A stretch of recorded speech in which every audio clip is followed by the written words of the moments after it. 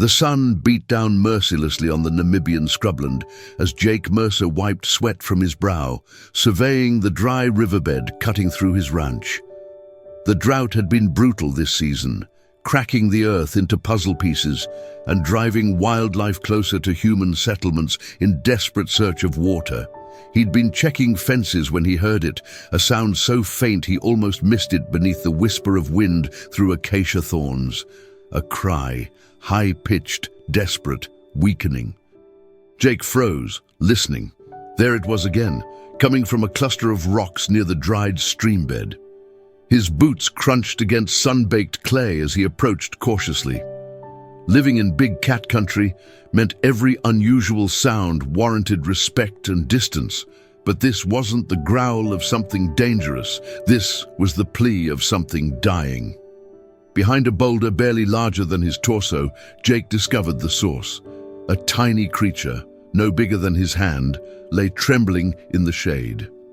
Its eyes were still sealed shut, its body covered in grey-brown fuzz. The small thing mewled again, barely lifting its oversized head. "Jesus," Jake breathed, dropping to his knees.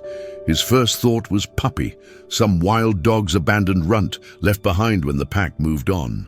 It happened sometimes in harsh seasons. The weak got left behind. The animal was desperately thin, its ribs visible beneath the soft fur. When Jake carefully scooped it up, the creature was alarmingly light, its body temperature too cool despite the oppressive heat. It squirmed weakly in his calloused palms, blind mouth opening in silent distress. Jake glanced around the barren landscape. No mother in sight, no tracks, nothing but rocks, dust, and the skeleton of a stream that hadn't flowed in months. If he left this creature here, it would be dead before sunset. The decision made itself. He tucked the tiny animal against his chest, feeling its rapid heartbeat against his ribs, and headed back toward the ranch house. The ranch house offered little relief from the heat, but at least it provided shelter. Jake's home was modest, a weathered structure of wood and corrugated metal that had withstood decades of African sun. Inside, he grabbed a clean towel and gently wrapped the shivering creature, creating a makeshift nest in a cardboard box near the kitchen. The animal's condition worried him. Its breathing came in shallow gasps, and when he carefully pried open its tiny mouth, the tongue appeared pale, almost white. Severe dehydration. Jake had raised enough livestock to recognize the signs of an animal on the edge of death. He warmed some goat's milk. He kept a small herd for cheese and diluted it with water, testing the temperature against his wrist like his mother had taught him years ago when he'd bottle-fed orphaned calves. Using an eyedropper from his first aid kit, he coaxed a few drops into the creature's mouth. At first, nothing happened. The animal lay limp, unresponsive. Then its tongue moved almost imperceptibly, tasting the liquid. Another drop, a weak swallow. Jake's shoulders relaxed slightly. It was fighting to live. For the next hour, he administered milk, drop by patient drop, watching the tiny chest rise and fall with increasing strength. The animal's body temperature gradually warmed against the towel. When it finally seemed stable enough to rest, Jake sat back, studying his unexpected guest more carefully. The shape of the head seemed unusual for a wild dog pup. The ears were small and rounded, the paws disproportionately large. The fur pattern, now that he looked closer in better light, showed faint markings beneath the baby fuzz. Spots, maybe. But newborn animals often had markings that disappeared as they matured. Jake shrugged. Whatever it was alive. That was enough for now. He set his alarm for 2 hours. If this little fighter was going to survive, it would need round-the-clock feeding until it gained strength. 3 weeks transformed everything. The creature that had barely clung to life now possessed startling vitality. Its eyes had opened on day 8, revealing bright amber irises that tracked Jake's movements with unusual intensity. The grey baby fuzz was giving way to sleeker fur, and those faint spots Jake had noticed were becoming more pronounced. A distinct pattern of solid black rosettes against golden tan. Jake named him Scout, partly because the animal seemed constantly alert, always watching, always aware. Scout had claimed the corner of Jake's bedroom as his territory, though he followed Jake everywhere during the day, tiny paws padding across the wooden floors with increasing confidence. But it was becoming impossible to ignore the obvious truth. Scout wasn't a dog. The proportions were all wrong. The small, rounded ears, the distinctly feline face structure, the way he pounced on Jake's shoelaces with rear legs bunched beneath him in a crouch no canine would ever adopt. The spots that now covered his growing body formed the unmistakable pattern Jake had seen countless times through binoculars on the open plain. Scout was a cheetah cub. The realization hit Jake one morning as he watched the cub stalk a dust mote drifting through a shaft of sunlight. The movement, the focus, the explosive burst of speed even at this age, all cheetah. Fear and wonder warred in Jake's chest. How had a cheetah cub ended up alone by that dried riverbed? Where was its mother? Cheetah mothers were devoted, rarely leaving cubs unless forced by dire circumstance. It didn't matter now. Scout was here, thriving, completely bonded to Jake as his mother figure. The cub chirped, that distinctive bird-like sound only cheetahs made, and rubbed against Jake's leg, purring like rolling thunder. Jake crouched down, running his hand along Scout's spotted back. The ethical questions could come later. Right now, he had a wild animal dependent on him, and abandoning Scout would be a death sentence. The cub was too young, too habituated to humans. He'd never survive in the wild now. As Scout grew, so did the complexity of Jake's situation. The cub ate voraciously, graduating from milk to raw meat that Jake sourced from his own livestock when necessary. Scout's hunting instinct manifested early. He stalked everything that moved, from chickens in the yard to Jake's boots, to the grasshoppers that invaded the porch at dusk. Jake found himself adapting his entire life around the cheetah's needs. He built a large enclosure attached to the house where Scout could exercise safely, though the cub spent most nights curled against Jake's side in bed, purring contentedly. The sound was remarkably soothing, a deep rumble that seemed to vibrate through Jake's entire chest. The bond between them deepened in ways Jake hadn't anticipated. Scout wasn't just a pet. He was a companion, responsive to Jake's moods in ways that felt almost supernatural. When Jake worked on fence repairs, Scout lounged nearby in the shade, amber eyes tracking every movement. When Jake sat on the porch in the evenings, Scout rested his spotted head on Jake's lap, accepting long scratches behind those small rounded ears. But Scout was growing fast. At 3 months, he was the size of a medium dog, all legs and spots and boundless energy. His chirps had developed into a range of vocalizations, the bird-like calls when excited, deeper purrs when content, and an entirely new sound, a stuttering bark that seemed unique to their communication. Jake knew he was living on borrowed time. Namibia had strict wildlife laws. Keeping a cheetah, even a rescued one, required permits Jake didn't have. The nearest conservation authority was 200 kilometers away in a regional town, and Jake had successfully avoided their attention by virtue of his ranch's isolation. But secrets in the bush had a way of revealing themselves. And as Scout approached adolescence, becoming more visible, more active, more unmistakably a wild predator, Jake knew their situation couldn't remain hidden forever. The confrontation Jake had dreaded arrived on a Tuesday morning, announced by the sound of a truck rattling down his long driveway. He recognized the Wildlife Department's vehicle before it even stopped. The official green paint, the government insignia, the radio antenna whipping in the dusty air. Dr. Sarah Matonga emerged from the driver's side, clipboard in hand, her expression professionally neutral. Jake had met her once at a regional meeting about livestock protection. She was respected, thorough, and entirely by the book. "Mr. Mercer," she greeted him, her voice carrying the crisp precision of someone who'd delivered difficult news many times before. We've received reports of a large spotted cat on your property. I'm here to investigate. Jake's stomach tightened. Scout was in the large enclosure behind the house, visible if she walked around the building. Lying was pointless. He's around back, Jake said quietly. I found him as a newborn, about 4 months ago. He would have died. Dr. Montonga's eyebrows rose. Him? You're keeping a wild cheetah?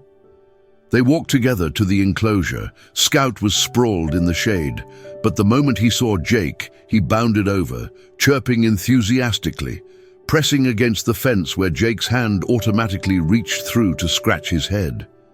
The veterinarian's expression softened slightly, though her professional demeanor remained. Mr. Mercer, you understand this is illegal. Cheetahs are protected. This animal needs to be in a proper facility or released into an appropriate reserve. He can't survive in the wild, Jake countered, his voice rough with emotion. He's imprinted on humans, on me. He doesn't know how to hunt properly, doesn't know how to avoid other predators. Releasing him would be murder. Dr. Montonga studied Scout, who was now watching her with curious amber eyes, his tail twitching. Then he needs to go to a rehabilitation center, somewhere with expertise, where he'll spend his life in a cage, never running free, never. Jake stopped, his throat tight. The negotiation lasted 2 hours. Dr. Montonga was firm but not unkind, and as they talked, Scout's behavior spoke volumes. The cheetah remained calm, interactive, showing none of the stress behaviors typical of improperly kept wild animals. He was healthy, well socialized, clearly bonded to Jake in a way that suggested deep mutual trust. Finally, Dr. Montonga made a call on her satellite phone, speaking in rapid technical terms with someone at the regional headquarters. When she hung up, her expression had shifted to something more thoughtful. There's a possibility, she said carefully, an experimental program for human-wildlife coexistence. It's designed for situations exactly like this. Animals that can't be fully rewilded but shouldn't be confined to traditional captivity. You'd need to meet strict requirements, pass inspections, obtain proper permits, and commit to educational outreach. Hope flickered in Jake's chest. I'll do whatever it takes. This isn't guaranteed, Mr. Mercer. The decision committee meets monthly. Until then, I need to document everything. Scout's health, his enclosure, your capabilities. And understand this, if approved, you're not a pet owner. You're a wildlife guardian under government oversight. Scout remains a wild animal, legally protected, and your responsibility extends beyond just feeding him. Jake nodded. I understand. Dr. Montonga spent the rest of the day conducting a thorough assessment. She examined Scout, who tolerated her professional handling with surprising patience, photographed the enclosure, reviewed Jake's feeding records, and asked detailed questions about their daily routine. As the sun began its descent toward the horizon, painting the scrubland in shades of gold and amber, Dr. Montonga prepared to leave. Scout had returned to his favorite spot near Jake, sitting with that characteristic cheetah posture, upright, alert, dignified. He's remarkable, Doctor. Montonga admitted. I'll submit my report with a recommendation for approval, but Mr. Mercer, be prepared for increased scrutiny. This partnership you've formed, it's extraordinary, but it challenges conventional wildlife management. Not everyone will support it. The waiting period tested Jake's patience in ways he hadn't anticipated. Every sound of an approaching vehicle sent his heart racing, wondering if this was the truck coming to take Scout away. But the weeks passed, with only silence from the wildlife department, and life on the ranch continued its rhythm. Scout was approaching 6 months now, his adolescent body stretching into the lean, powerful form of a young cheetah. His spots had fully developed into the distinctive pattern that would mark him for life, and his movements carried increasing grace and explosive speed. When he ran in the large enclosure, he was poetry in motion, acceleration that defied physics, turns that seemed to bend reality. Jake had expanded the enclosure twice already, creating nearly half an acre of space with natural terrain, scattered brush, and elevated platforms that Scout used for surveying his territory. But the young cheetah's favorite activity remained simply being near Jake, following him during ranch work, sprawling in the shade while Jake repaired equipment, chirping conversationally as if sharing the day's observations. The bond had evolved beyond anything Jake had experienced with any animal. Scout responded to subtle cues, a change in Jake's posture, a shift in his tone, even his moods. When Jake was stressed, Scout became calmer, more present. When Jake laughed, Scout playbowed and bounced around like an oversized kitten, inviting chase games across the dusty yard. But there were moments that reminded Jake exactly what Scout was. The time a baboon troop ventured too close to the property, and Scout's entire demeanor transformed into something ancient and predatory. Every muscle coiled, eyes locked, a low growl vibrating from his chest that Jake had never heard before. Or when Scout brought down a guinea fowl that had wandered into his enclosure, the kill quick and efficient, pure instinct overriding any domestication. These moments didn't frighten Jake, they awed him. Scout was wild nature given form, and the fact that this magnificent creature chose to trust him, to remain near him, felt like an honor Jake hadn't earned but would spend his life proving worthy of. The official letter arrived on a Monday, delivered by the same green truck. But this time, Dr. Montonga was smiling before she even stepped out of the vehicle. "Congratulations, Mr. Mercer. You've been approved as a wildlife guardian under the Namibian Wildlife Coexistence Initiative. Scout is officially under your care, with conditions."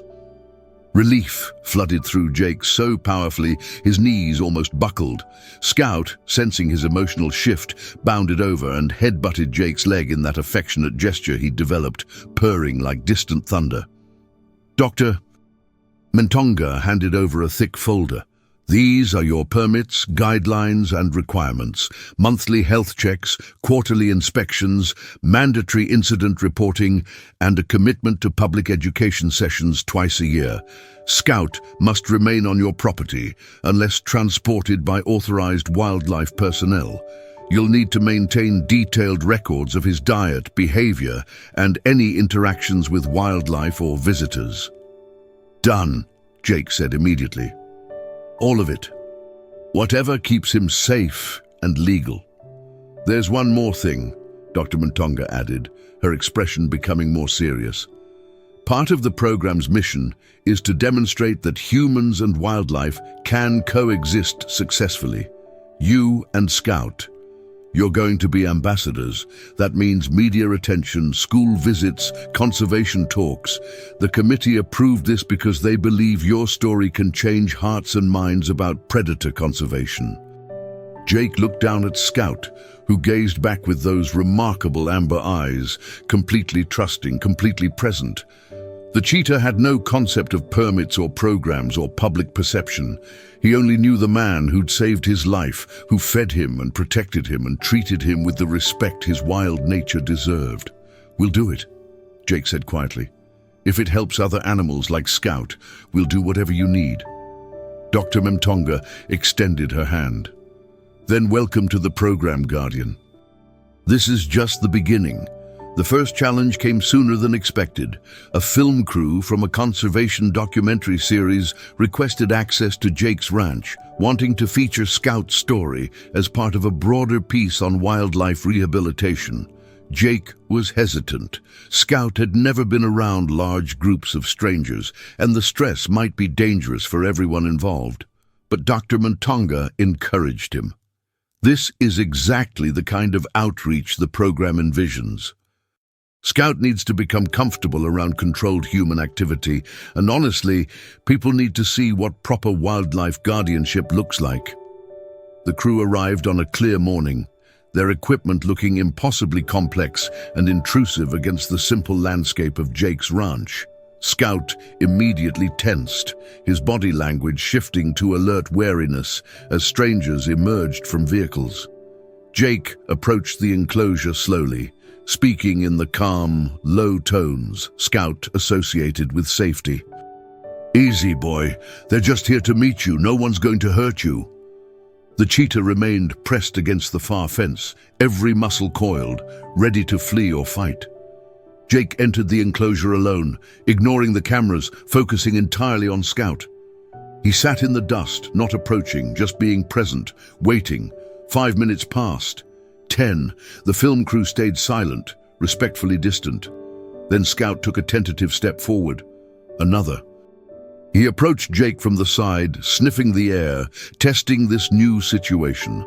When Jake remained calm, radiating the steady confidence Scout had learned to trust, the cheetah finally relaxed, settling beside him. The cameras captured what happened next. Scout resting his spotted head on Jake's knee, amber eyes half closed, purring audibly while Jake's hand moved in slow, gentle strokes along his back. It was a moment of pure trust, unscripted and genuine. And later, Dr. Matonga would tell Jake that the footage moved viewers worldwide, changing perceptions about what wild animals could be when treated with respect and understanding. But in that moment, Jake wasn't thinking about cameras or conservation messages. He was simply present with Scout, honoring the bond they'd built. As Scout matured into full adulthood, the dynamics of their relationship evolved in subtle but significant ways. The cheetah was now a magnificent specimen, 70 kilograms of lean muscle and explosive speed, his coat gleaming with health, his presence commanding respect from every creature that shared the landscape. Jake had learned to read Scout's moods with precision. The slight twitch of the tail that meant playfulness, the fixed stare and lowered head that indicated hunting focus. The specific chirp that signaled Scout wanted Jake to follow him, usually to show off a particularly interesting lizard or bird he'd been stalking. Their daily routine had become ritual. Mornings began with Scout greeting the sunrise from his favorite elevated platform, Jake emerging with coffee to sit nearby while the bush awakened with bird calls and rustling wind. Afternoons meant work, Jake maintaining the ranch while Scout dozed in strategic shade, occasionally rousing to investigate interesting sounds or scents. Evenings were their time, when Jake would enter the enclosure and they'd simply exist together, sometimes in motion, sometimes in perfect stillness. The education sessions Dr. Matonga had mentioned became regular events. School groups visited monthly, wide-eyed children listening as Jake explained cheetah biology, conservation challenges, and the complex ethics of wildlife guardianship. Scout, surprisingly tolerant, would perform his natural behaviors, grooming, stretching, occasionally demonstrating that incredible burst of speed that left everyone breathless. "Why doesn't he run away?" a young girl asked during one visit, pointing at the enclosure's open observation area where Scout could easily clear the fence if he chose. Jake smiled, watching Scout sprawl in the sun like he owned the world. "Because he's chosen to be here. The enclosure isn't a cage, it's his territory, and I'm part of his family group. In the wild, cheetahs who form strong social bonds stay together by choice, not confinement." "But he's still wild, right?" another child asked. "Absolutely," Jake confirmed. "Every day, every moment. I don't own Scout. We've just agreed to share space and trust." The crisis arrived without warning, as crises often do. Jake woke one morning to find Scout moving strangely, favoring his left rear leg, his breathing slightly labored. The cheetah's normally bright eyes looked dull, and he refused his morning meal, unprecedented behavior that sent immediate alarm through Jake's system. He called Dr. Matonga, who arrived within 2 hours with a portable veterinary kit. Examining Scout required careful coordination. Even injured, the cheetah was powerful and potentially dangerous if he felt threatened during painful manipulation. "Talk to him," Dr. Matonga instructed as she prepared a mild sedative. "Keep him calm." Jake knelt beside Scout, one hand resting gently on the cheetah's shoulder, speaking in those low, steady tones that had become their language. Scout's eyes fixed on Jake's face, trusting even as the injection pinched his skin. The sedative worked quickly, Scout's body relaxing, though his gaze never left Jake's. The diagnosis was serious, a deep laceration on Scout's hind leg, likely from navigating rough terrain too aggressively, now infected. Without treatment, the infection could spread, potentially becoming life-threatening. Dr. Mtonga worked efficiently, cleaning the wound, administering antibiotics, applying careful sutures, while Jake maintained his position, his hands providing constant reassurance. Scout remained remarkably cooperative, his trust in Jake extending to tolerating the veterinarian's necessary intervention. "He'll need restricted activity for 2 weeks," Dr. Mtonga said, as Scout slowly regained full consciousness. "No running, no jumping, just rest and medication twice daily." Jake nearly laughed. "You try explaining restricted activity to a cheetah." But Scout, as if understanding the gravity of his condition, proved surprisingly compliant. For the following weeks, he remained calm, accepting medication hidden in his favorite meat, limiting his movements, sleeping more than usual. Jake stayed close, adjusting his ranch work to remain within Scout's sight, providing comfort through presence alone. During those quiet days, Jake reflected on their journey, from that tiny, dying creature in the dried riverbed to this magnificent animal who'd chosen partnership over solitude. Scout's recovery was complete within a month, marked by the morning he launched into a full sprint across the enclosure, his injured leg showing no hesitation, his form perfect. Jake watched from the fence, relief and joy mixing into something that tightened his throat and made his eyes sting. But recovery brought new awareness. Scout was now approaching his second birthday, reaching full maturity. In the wild, male cheetahs around this age would either remain with their brothers in coalitions or strike out alone to establish territory and seek mates. Scout had neither brothers nor the freedom to roam in search of companions. The question haunted Jake during sleepless nights. Was he being selfish? Was keeping Scout here, however willing the cheetah seemed, denying him something essential to his nature? He discussed it with Dr. Mtonga during her next inspection. "There's a wildlife reserve about 300 kilometers north," she said thoughtfully, watching Scout execute one of his spectacular sprints. "They've had success with social integration of cheetahs. Scout could potentially join a coalition there, live in a semi-wild environment, have more space." The words felt like knives. Jake had known this conversation would come eventually, but that didn't make it easier. "Would he be happy there?" Jake asked, his voice barely above a whisper. Dr. Mtonga was quiet for a long moment.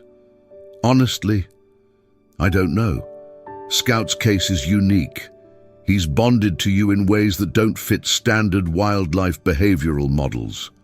Forcing separation could cause significant psychological stress, but keeping him here indefinitely raises ethical questions about a wild animal's quality of life."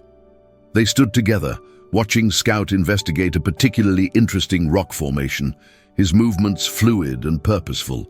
The cheetah paused, looked back at Jake and chirped, that distinctive sound that had become as familiar as Jake's own heartbeat. "Let me think about it," Jake said finally. "But if we decide to try integration, I want to be involved in every step. No sudden transitions, no trauma." "Agreed," Dr. Mtonga replied. "Scout's welfare comes first. Always." The decision, when it came, surprised everyone, including Jake himself. After weeks of consultation with wildlife experts, behavioral specialists, and conservationists, a unique solution emerged. The reserve Dr. Mtonga mentioned was willing to create a pilot program. Scout would spend graduated periods there, initially with Jake present, slowly introducing him to other cheetahs while maintaining the option to return to the ranch. The first visit was carefully orchestrated. Scout traveled in a custom transport that allowed him to see Jake throughout the journey. When they arrived at the reserve's integration area, Scout emerged cautiously, immediately checking for Jake's presence before exploring the massive enclosure, 10 square kilometers of natural terrain. Other cheetahs were visible in the distance, and Scout's posture shifted to something Jake had never seen before, intense interest coupled with uncertainty. But whenever Scout seemed overwhelmed, he'd return to Jake, pressing against his leg, gathering reassurance before venturing out again. Over months, the integration progressed. Scout formed tentative bonds with 2 younger males, engaging in play behaviors and territorial marking. But every evening, he returned to the sector where Jake waited, their ritual intact, sitting together as the sun set, Scout's purr rumbling through the growing darkness. Eventually, a pattern emerged. Scout would spend weeks exploring with his new coalition, hunting, running, being fully wild. Then he'd return to the section where Jake maintained a small research station, spending days in companionship before departing again. It wasn't traditional wildlife management. It wasn't conventional human-animal relationship. It was something entirely new, a choice that Scout made daily to be both wild and bonded, both independent and connected. Standing on the research station's porch one evening, watching Scout sprawl in the fading light, surrounded by his coalition, but clearly aware of Jake's presence, Jake understood something profound. True respect for wild animals didn't mean complete separation or total domestication. Sometimes it meant honoring the complexity of individual relationships, allowing animals the agency to choose their own path. Scout had chosen partnership without losing wildness. And Jake had learned that love sometimes meant letting go while staying present, a paradox as beautiful and mysterious as the spotted cat who'd transformed his life from that first moment in the dried riverbed.